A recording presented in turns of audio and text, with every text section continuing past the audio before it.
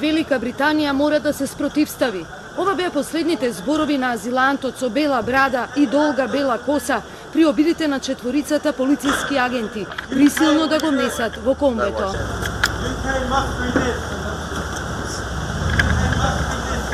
Асанж од август 2012 го немаше пречекорено прагот на амбасадата на Еквадор во Лондон.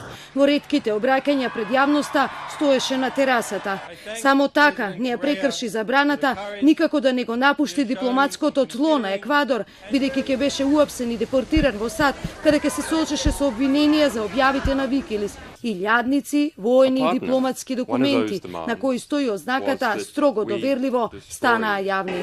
Британските безбедносни сили и покрај повикот на Асанж да се спротивстават на неговото апсење, изразија задоволство од соработката со еквадорската влада. Британскиот министер за надворешни работи Джереми Хант на Твитер напиша дека Асанж не бил никаков херој и дека никој не е над законот. Министерот за внатрешни пак најави дека Асанж е во притвор и што побрзо ќе биде изведен пред истражен судија.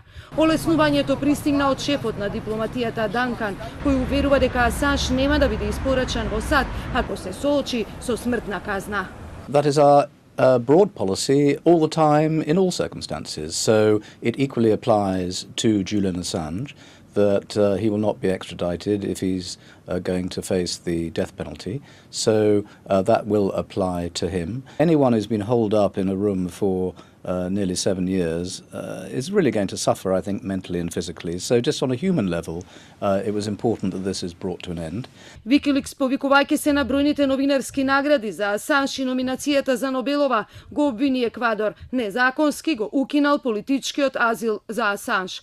Председателот на Еквадор Ленин Морено не крие дека азилот е повлечен и заради тоа што Асанж повеќекратно ги прекршил меѓународните конвенции и со своето однесување навлегол во внатрешните работи на други земји. Последниот инцидент се случи во јануари годинава кога Викиликс ги објави документите за Ватикан. Овие објави ги потврдуваат сомнежите дека Асанж се уште е поврзан со Викиликс и дека е вклучен и вмешан во внатрешните работи на други земји, вели председателот на Еквадор.